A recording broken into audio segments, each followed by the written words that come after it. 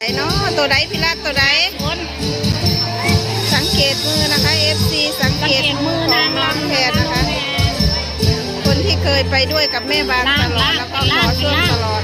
50นี่เป็นล่างบอกจ้านั่น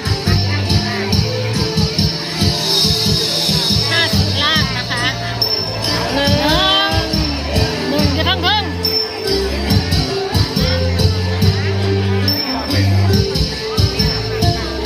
ถังเทิงเด้อพี่น้องเด้อยังหลับเจ๊ฮะ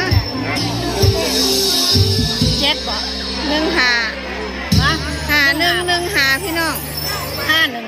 5115แม่นก็ ค่ะ ผลการจบลงนะครับขออนุญาตที่หนึ่งนะครับ ที่ผมนำเดินเบื้องต้นนะครับ คือขณะนี้นะครับคุณแม่เสานะครับศรีดาภายังมีชีวิตอยู่นะครับเสียแต่เพราะคุณพ่อผางนะครับก็ถือโอกาสกับคุณแม่เสา